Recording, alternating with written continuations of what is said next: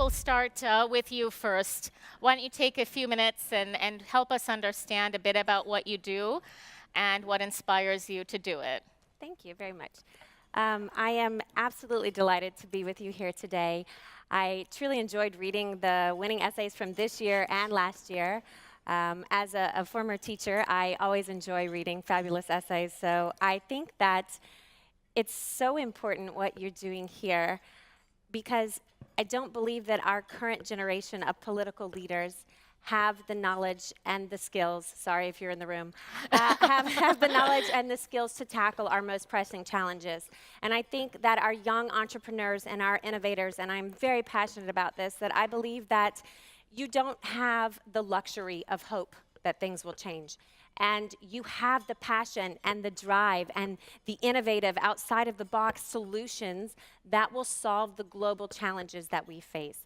And I'm so delighted to be here with you because I think that this is such a great topic this year, that how do you remain human in this AI society? Because I think that's the ultimate question we face no matter what society we're in, is how do you maintain and lead with humanity? You know, whether it was this humanistic design or now we're really focused on this human-centered design approach in business, but I think it's crucial that you always lead with that perspective. And I think that that's the ultimate question in the room, right? So how do you have this new management theory? That's what you're all here for, really. At the end of the day, what is this new theory that you're developing? What is it that you're going to change? How do you lead with the affective, the heart, the emotion, the social development that is necessary? And I just finished the session right before, and it was on empathy and compassion and mindfulness. And I think that is so important. So my background is neuroscience and education. And what we know about how the brain processes information is that all learning, whether it's decision-making, problem-solving, memory, recall, moral, social, or emotional judgment and reasoning, is all completely subsumed within the emotion centers of the brain, which means you feel, therefore you think. And we have it backwards. We assume that everyone should have this problem-solving mentality, and what comes at the end of it is the feelings and the emotion, which drains the passion and the creativity because you're limiting those centers of the brain. So that's why I am so proud of you and so excited to be here and part of Generation Unlimited, which I'll tell you just a little bit about in just a minute with UNICEF, because you're breaking those molds. You are approaching it with this mindset of instinctively knowing that human relationships produce the creative solutions we need. And to lead with that management idea is the critical change the rest of us are looking from you.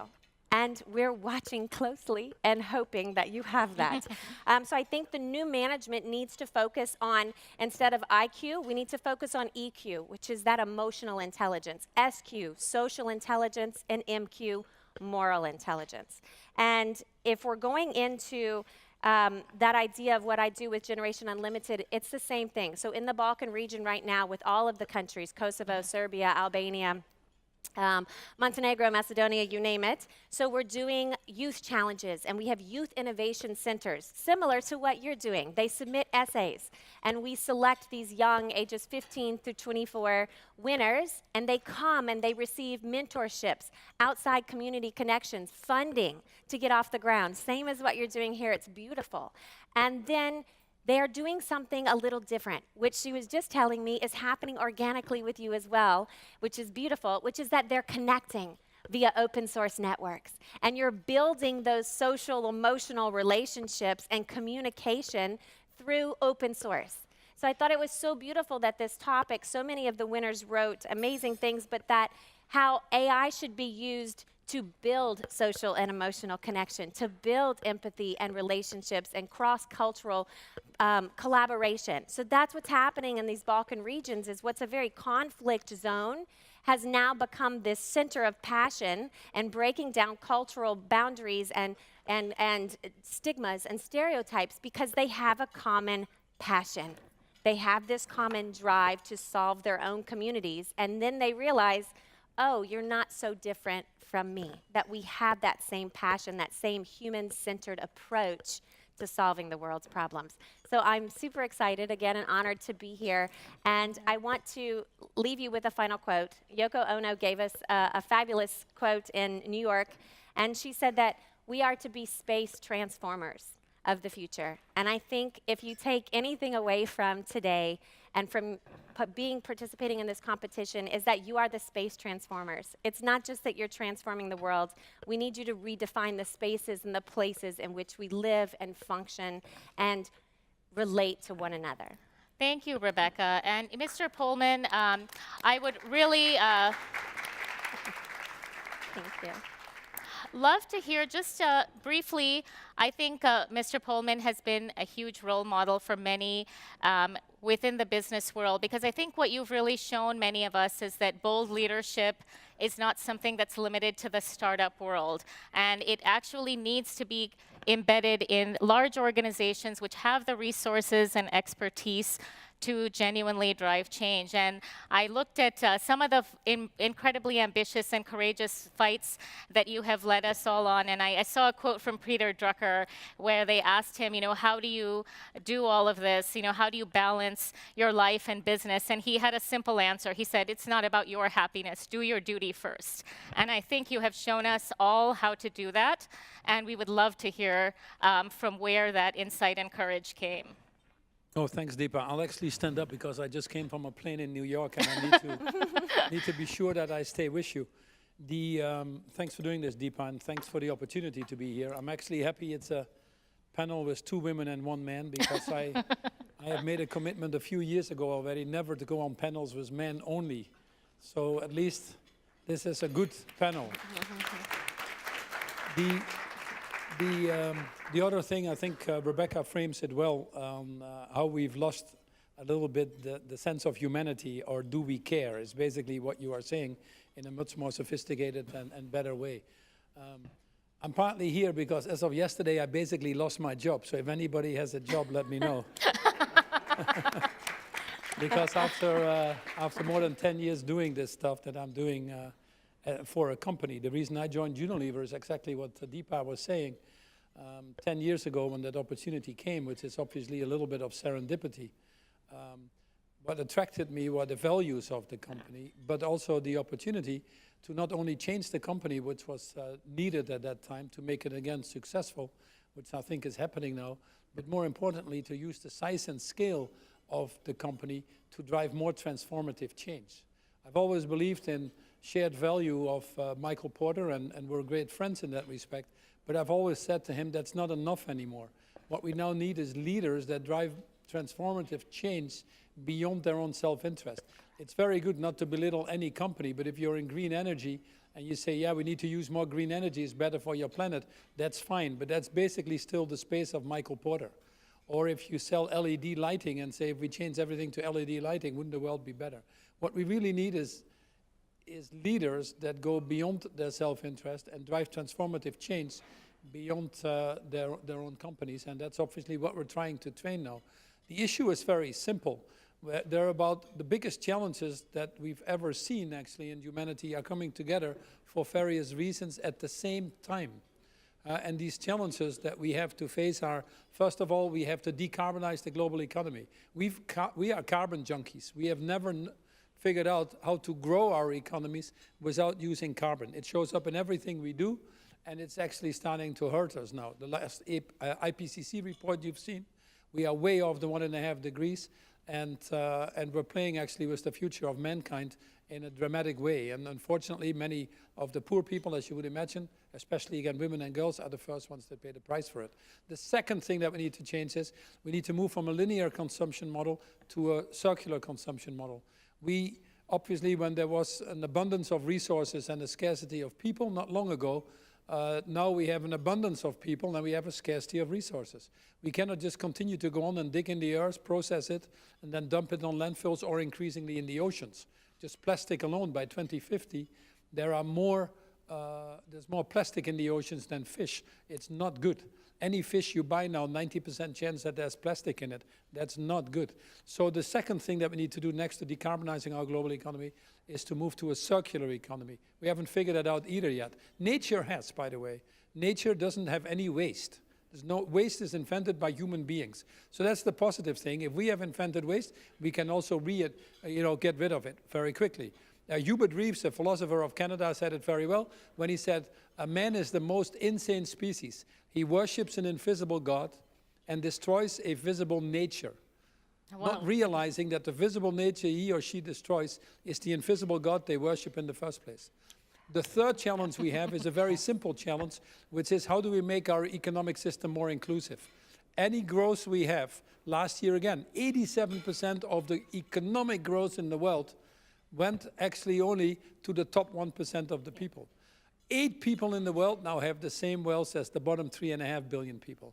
Any system where too many people feel they're not participating or being excluded or don't have the same chances will ultimately rebel against itself, and that is what you're seeing happening right now.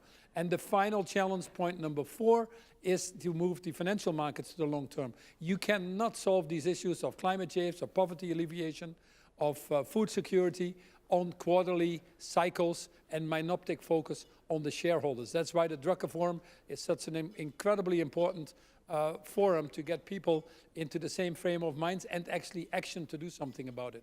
We have the Sustainable Development Goals, 17 wonderful goals, irreversibly eradicating poverty in a more sustainable and equitable way. We know how to do it. We know how to build houses, so why do we still have homeless people? We know how to protect forests, so why do we still cut them down? We know how to grow food and actually not waste it, so why are still 840 million people going to bed hungry? Make the circle short. It is not an issue of technology. In due respect, Rebekah, not an issue of more PhDs. It is actually an issue of human willpower. Do we really care? And that is the question I have. Do we really realize that if we are part of the carbon emission, that some people are drowning that live on small island states? Do we really realize that if we buy the $1 t-shirt because it is so cool, that someone is in slave labor in Bangladesh? Do we really care when we go to the Drucker Forum and there are some people on the street that are homeless when we know how to build houses? We probably didn't even notice them anymore. So we're in this bizarre situation that the world is connected more than ever with technology. 50 billion likes a day we're sending to each other. In fact, people starting to commit suicide because they don't get enough likes. You go to restaurants, but you see couples sitting with each other, no more conversation. They must be sending WhatsApp messages to each other or something. But everybody's on their telephone. In the UK, for the first time, they've appointed a minister of loneliness. It's a sad situation. The average Americans have 500 connections and friends on Facebook and all that, but have only one real person they can talk to. So that's why I wanted Rebekah to start, because you have to bring humanity back. That gets to the leadership, that gets to you. Ultimately, I think it's the young people, and frankly, it's especially women that I'd increasingly be interested in. It's your generation that now has to get not only a seat at the table, you have to get the table. And that is what we're trying to do, obviously, behind the Sustainable Development Goals. We need leaders which have a higher sense of humanity, humility, that have a high sense of awareness of what is going on in the world, and a high level of engagement to do something about it. Leaders that are more purpose-driven, leaders that can work in partnership, and leaders that understand that it's better actually to put the interest of the common good ahead of their own. Thereby doing so, they'll be better off themselves as well. Leaders who put the interest of others ahead of themselves. You know, the younger generation that comes up, and you can't generalize, for the interest of time I will, but the younger generation coming up has many more of these qualities, and that's why it's time that we really invest in that. Many of these qualities, again, once more actually in the female race more than in the male race. That's why we have to invest more in them. Unexcusable, because we've waited too long to give them access. Anything in the Sustainable Development Goals, by the way, disproportionately investing in women and children will give you a disproportionate payout. Surprise, surprise. So what we need and what we lack is leaders and trees. And that's why I'm here, because you are those leaders of the future. And the trees, don't forget those either, because they are the lungs of our lives.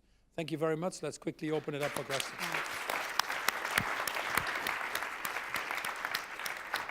Okay, I I think we've all just been inspired even by the short messages from both of these two remarkable individuals. In the interest of time, I know many of you are very accomplished in your own right. Please limit it to a question and do, because Mr. Polman is in the next session, so we don't want to make him late.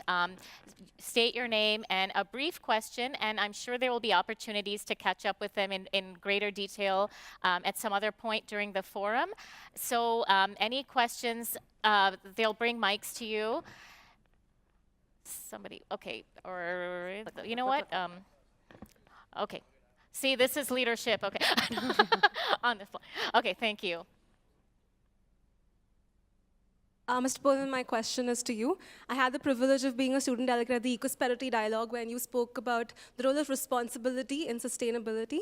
So I wanted to ask, if you extend that to the digitalization and automation debate, how do you see the role of responsibility and ownership when it comes to organizations implementing digitalization and automation?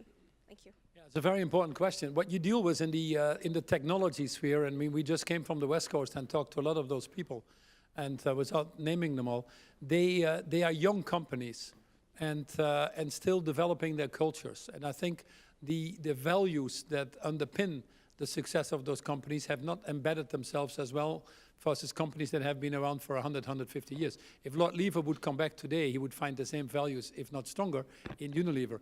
But if you are in the Facebooks or in all the other ones, it's a little bit more difficult. So I give them a little bit of permission to be free. But the second thing we need to do, which is the more important thing, is many companies think that they have a wonderful thing. It goes back to Michael Porter's shared value. They think they have technology, and they fall in love with that because now more people get connected. More people can get access to education, medical care, whatever it is. And that is true. But you need to take responsibility of the total impact of your business model is what I preach and what we actually try to practice. When I joined Unilever, we said you might outsource your supply chain, but you cannot outsource your responsibilities. And that is a very important thing. So when we think about the future of jobs, when we think about what happens to human relationships, there's a real worry about the next generation coming into the workforce when they've grown up in a technology environment versus others on how do you interact with human beings, etc. So what we hope, and the latest cases that we have seen where technology has been misused, that you have to take responsibility, not only about what you do as a company, but also the how. How you do it. Yeah. And that has to get into it. And if I may honestly say, I think people like Zuckerberg don't quite get it yet if I listen to what I see in the public domain, so I have to be very careful. And we're working very hard with them on moving that to a higher standard, because otherwise society is going to reject them. Okay. Yes. Can I just add to that, too? Because the two winning essays actually had some fantastic quotes on just that same thing. So it made me think of that when he said it, because I wrote them down.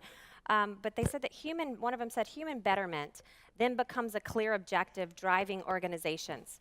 That inclusive, compassionate technology should become as instinctive as profitable growth. And I thought that that was fascinating. And another one of the essays said that we should humanize technology, that technology should create more opportunities for freedom, connection, and inclusion. And I would just add to that, which is AI is the means to connect and empower humans to develop empathy, to develop social relationships and skills, to develop those EQs and SQs and MQs.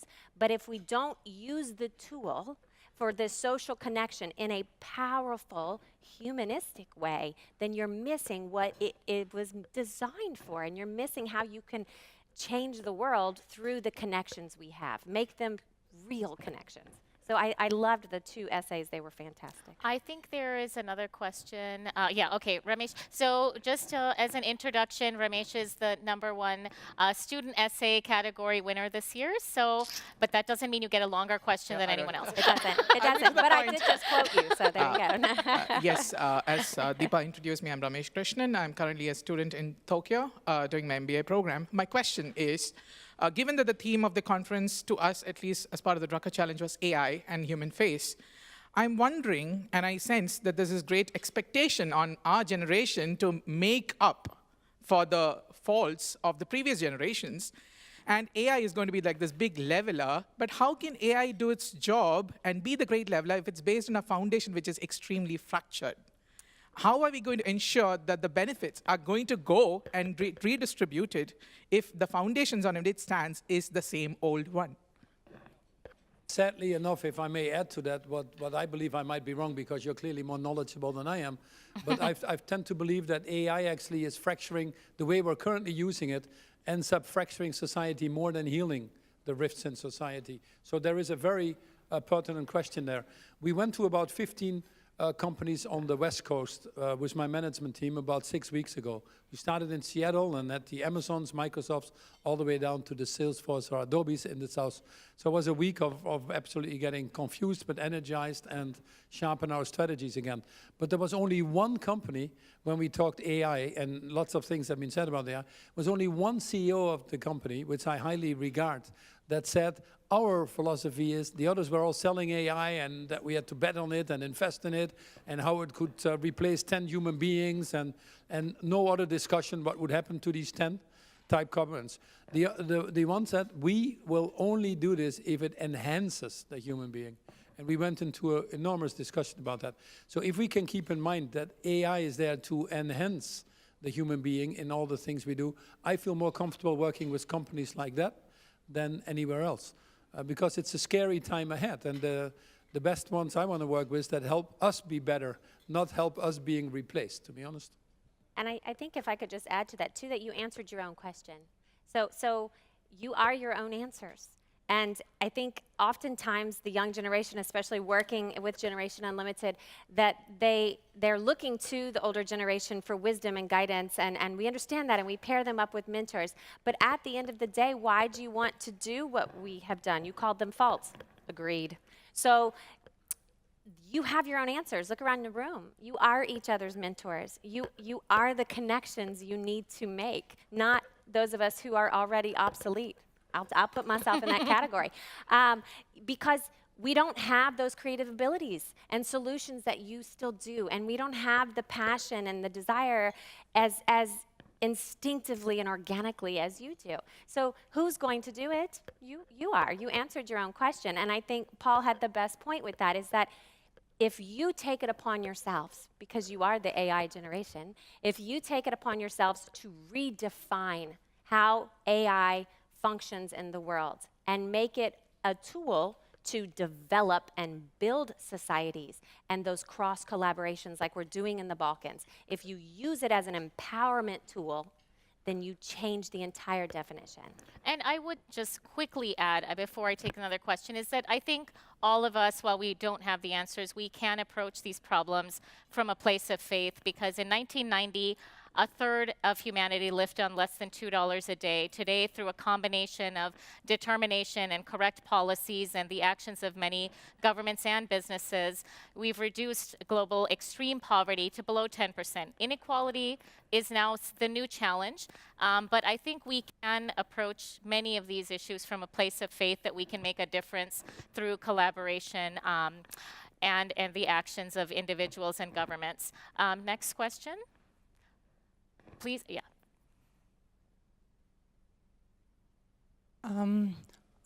My name is Julia. I'm a little bit in this middle generation. I'm not that old, but not young anymore. Preach. And I really think mid-40s somehow. And I really think we shouldn't put all responsibility on the young people. And I would really love them to challenge the people who are in power right now to act instantly. I really don't think we have time until the young people have grown into position of powers to make the decisions. So we need to challenge people right now. And I really think, Mr. Polman, you make a wonderful job in going around and talking to those leaders. And I would really love you to do this more and more, and put them in their responsibility, and it's saying, okay, I'm old now, so whatever, 20 years more, and then I'm gone, and whatever comes, that's not possible. And I think we have to do this, we are all in this together, and it's not only the young ones, but it's all of us who have responsibility. And if it's true, we have only 12 more years to reverse the effects of what we have done, we really don't have time to wait. We should create this right now. And my question to you is, what can you do? What can all of us do? And what's your plan for your next step, maybe? in this direction? Well, I just announced yesterday that I was going to retire. So to ask the next steps today, when I just come off a flight from New York, might be a little presumptuous to give you the answer. But I was with Simon Perez shortly before he passed on.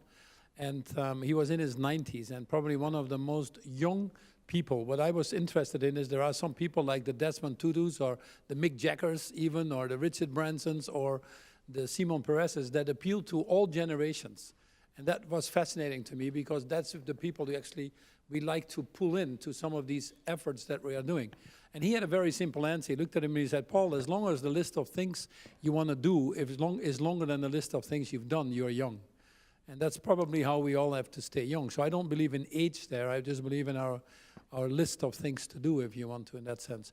What, to come to your question specifically, what I think obviously it's everybody, but my argument is the young are being held back and they should be more participating.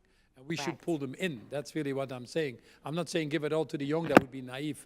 But what we're trying to do here is just to give you a specific answer to your last question as much as I can do right now, I'm the chairman of the International Chambers of Commerce, which is 35 million companies. The Secretary General has asked me to chair the UN Global Compact, which is 12,600 companies. I chair an organization we've created called the B Team. Isabel is here as well from NG, where we have heroic leaders that are willing to speak up, have a little bit more courage to drive these transformative changes that are needed.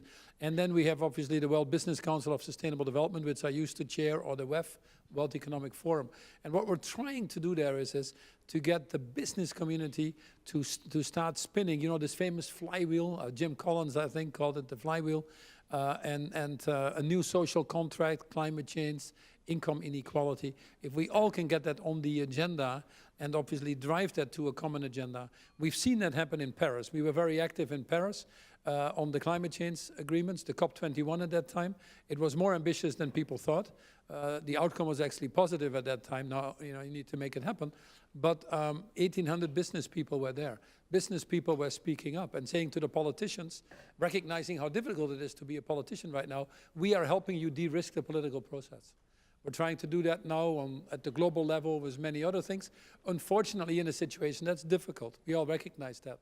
But we cannot abdicate that responsibility. So I will always fight as long as I live. It's not, for me, retirement doesn't exist. I will always fight for the underprivileged. I've long realized that you in the room and myself really only belong to 2% of the world population. They didn't have to worry about food. They didn't have to worry about being stunted, made it past the age of 5 because you had sanitation, never had to deal with open defecation.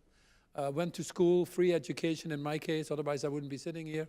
But you only belong to the 2%. Then you have to put yourself to the service of the other 98%. And you do that as long as you're on this wonderful planet. As simple as that. Okay.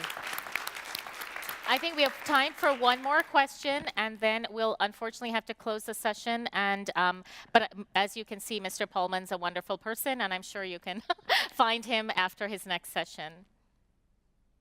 Hello, my name is Kanika. I'm coming from New York, originally from India. Brief question. Private companies always look for rewards and incentives in whatever they do. What kind of incentives can be designed such that they act with a purpose? Great question. A brilliant question. The ultimate incentive is actually not salaries. If you take Unilever, 175,000 people worldwide, our total salary bill is less than the bonuses being paid in the city in London. And we do more for mankind, I believe, than the financial sector there. That's just the bonuses. So we don't attract people with money. And then the city, by the way, says we can't attract enough good people because we can't pay them enough anymore. So you don't buy purpose, you create purpose.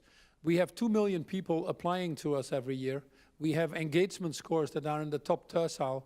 In most countries where we operate, you know, HUL is a good example, Hindustan Lever, but we would be the preferred employers because, and by the way, half of the people in our company are millennials. They want to join an institution where they can make a difference, where they, in simple terms, can leave this place in a better state than what they found it in, and be part of that movement. So all of our brands are purpose-driven brands, very strongly. We sell a toilet cleaner, not to clean toilets, but to eradicate the issue of open defecation. We sell Dove, which might be a shampoo or body cream, but it is for fighting for women's self-esteem. We have Lifebuoy to help a child reach the age of 5. And we believe so strongly in those causes that obviously we're very connected to these causes and help try to solve them, because these causes are so big that by doing so, our company is doing very well as well. We have a 300% shareholder return in the last 10 years, more or less. But it's the result of what we do. What we ruthlessly focus on is our mission of obviously addressing these global challenges, which are well captured in the SDGs, Sustainable Development Goals. So if you can bring that purpose into a company where you make it clear to everybody it's about serving others, it's not about yourselves. And if that example can be set from the top down, you create an enormous energy that is an unstoppable force. And what I'm trying to say also to the financial community, let us do that, because it's actually a very good thing. The return on invested capital for Unilever is 19%. Wow. That's a very high return. And it's a development agenda. You know, to implement the Sustainable Development Goals cost us per year $3 to $5 trillion. Might sound like a lot of money, but it's 3 to 5 trillion is nothing. It's 3 to 5% of the global economy. That's the agenda for humanity, to save ourselves for the future, to make it more inclusive, to eradicate poverty. We can do it. We've halved it in the last 15 years. We can finish the job. We can do it. So the investments are relatively minor. The overseas development aid, all the governments, is only 150 billion. So you need 3 to 5 trillion, 150 billion. You need the private sector to help unlock with these billions the trillions. You understand what I'm saying? But here is the point. We've waited so long as human beings. Unfortunately, let's not blame ourselves, because we might not have noticed that it crept up on us. But we've waited so long that on each of the 17 goals, I would argue, the cost of not acting now is higher than the cost of acting, to the extent that for each of the goals, the cost is closely becoming the same as implementing all the goals. Now, that might sound ridiculous, but let me give you 3 examples very quickly. On climate change, goal number 13, called climate action, it costs the world right now $5.3 trillion because we're not taking action. In air pollution, in premature death, in natural disasters, the risk in our food chains, and all the other things. 5.3 is the cost of the total goals. Here is a statistic. Goal number 16 is called peace and justice. On conflict prevention and wars, this world spends $12 to $14 trillion.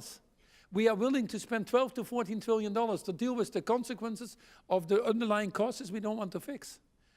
Goal number 5 on gender equality for women, just giving women in the world the same access to education, land rights, and finance. We're not asking even more, and give you a list of 10 other things, would unlock the global economy by $28 trillion. And the list goes on. And the list goes on. Any dollar invested in nutrition or stunting gives a $30 return. The development agenda is the highest agenda, the highest return agenda, at a time that the world has a hard time growing. And by the way, we have enough money because we have pumped in so much money in the global economy that a lot of it is earning 0 interest rates. No, so let's spend it for a good use instead of chasing these short-term returns and making these companies increasingly more dysfunctional. So coming back to Julie's question, what we need to work on, politicians unfortunately have a 3 or 6 month shelf life, very short term. And they often deal with the symptoms and put things in place that actually make it worse. Populism on the rise, you see protectionism, you see foreigners out, symptoms reacting, making it worse. If you're around a little longer, you run companies like this, you have to spend far more time to go to the underlying causes and to say, how do we move a financial system or an economic system only rewarding a return on financial capital? How do we move that also to rewarding a return on social and environmental capital? So you fight for a price on carbon, for example. How do you change your economic system that rewards the financial markets and actually punishes labor? How do you turn that around, reward labor, and make financial subservient to the economy versus a driver of the economy? So I'm very the sorry. system changes are the most important things that we need to drive now. No, I know we could listen to this amazing insight for probably another half an hour. I'm so sorry to have to close the session early, only because Mr. Polman is in the next session where you'll get to hear more from him about specifically how to manage for the long term. Please feel free to join that session, and let's give him a very warm thank you.